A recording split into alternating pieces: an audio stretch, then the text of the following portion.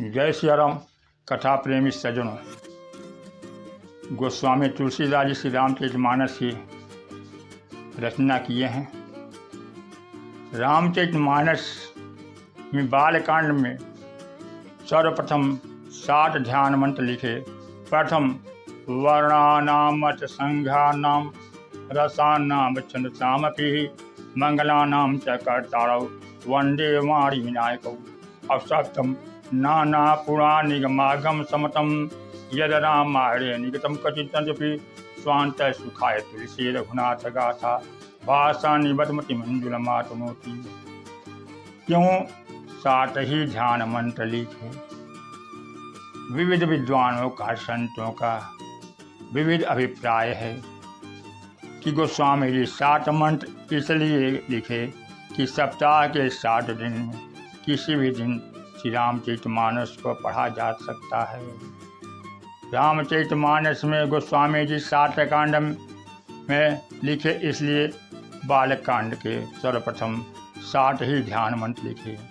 राम जी की 60वीं राशि तुला राशि है, इसलिए 60 मंत्र लिखे।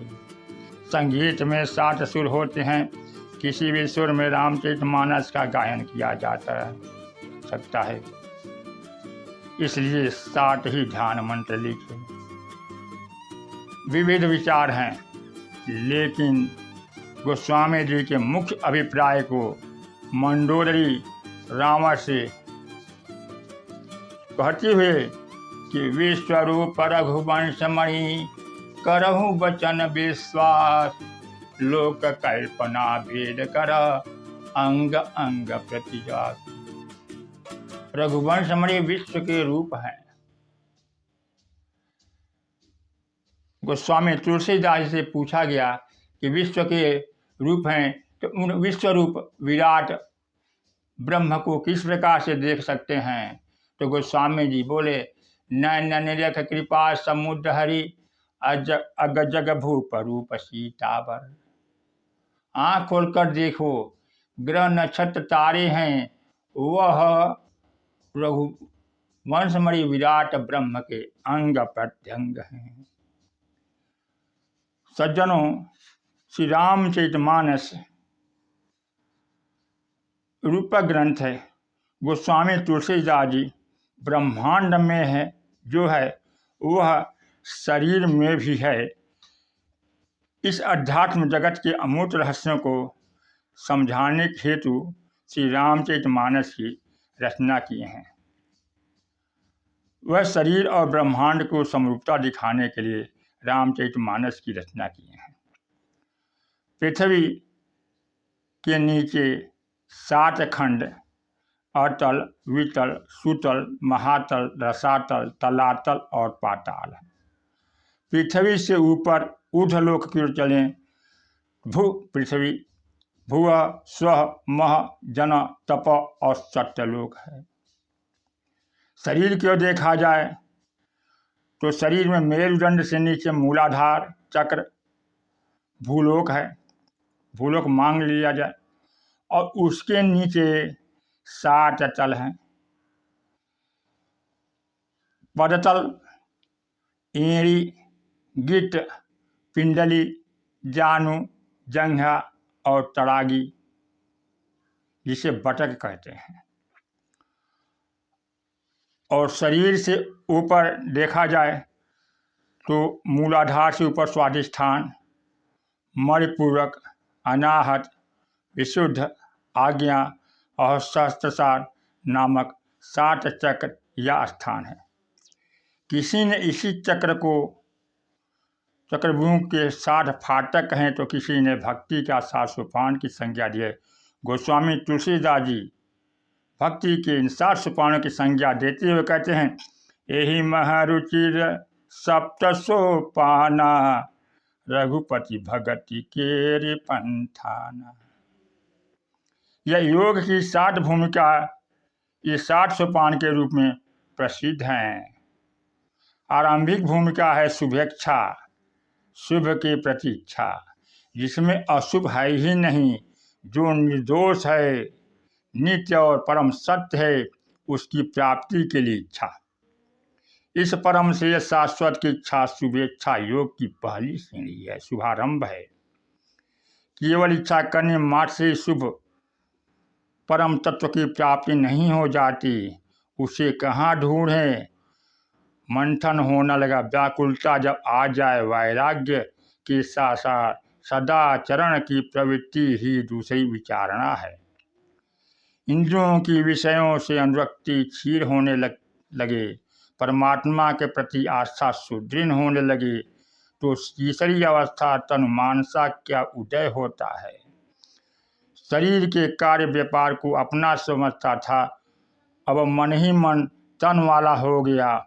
मन जितना विकृत है उतना ही भूलों का कारण, और जितना ही संयत रहेगा उतना ही आत्म तत्व स्वरूप की प्राप्ति की अभिवृद्धि होगी, समझ होगी, विवेक होगा और अंतर्मुखी स्वभाव बनेगा। एकांत रहने से मानसिक चिंतन के फलस्वरूप योग की चौथी भूमिका है सत्वापति, जो सत्य है, नित्य है, सनातन है, उसकी जागृति। यह आत्म की जागृति है, आत्म की जागृति है। चित्त शुद्ध स्वरूप में लगने लगता है। साधना और उन्नत होने पर असंशक्ति संसर्गहीनता स्वभाव में ढल जाती है। संसार के भले बुरे वातावरण में असंपृक्त अलग रहने की क्षमता आ जाती है। कैसी भी परिस्थिति आ जाए उससे अप्रभावित रहकर आगे बढ़ जाने की क्षमता असंशक्ति है। साधना उन्नत होने पर छठी भूमिका पदार्था भावनी। पदार्थ भोग सामग्री, सांसारिक मनुष्य जागने से सोने तक रात दिन पदार्थ ही तो ढूंढ रहा है, अपना भोग ही तो संग्रह कर रहा है। किंतु इस अवस्था की योगी के लिए संसार में पदार्थ है ही नहीं। सी राम मैं सब जग जानी, करूं प्रणाम जोर जुग पानी। ऐसा स्तर आ जाता है कि जीव ब्रह्म जैसा दिखाई देने लगता है। कण कण में भगवान की चेतना दिखाई देने लगती है। सरग नरक वर्ग समाना, जहाँ तहाँ देख धरे धनुभाना।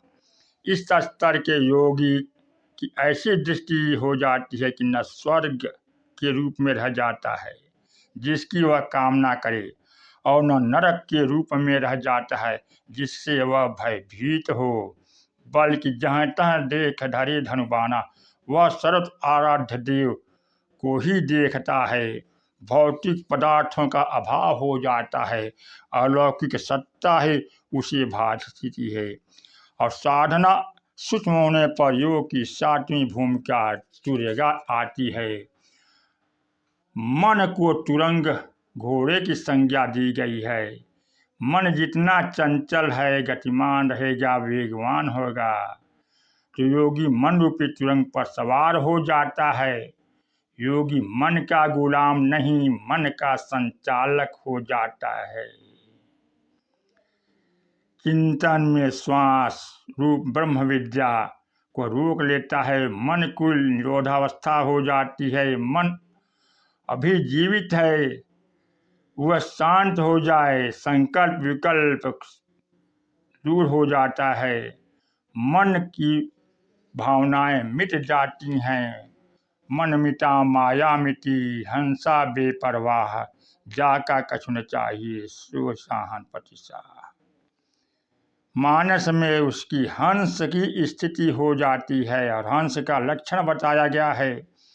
जड़ संत हंस होते हैं तो जड़ चेतन गुण दो समय, विश्व किन्न करतार।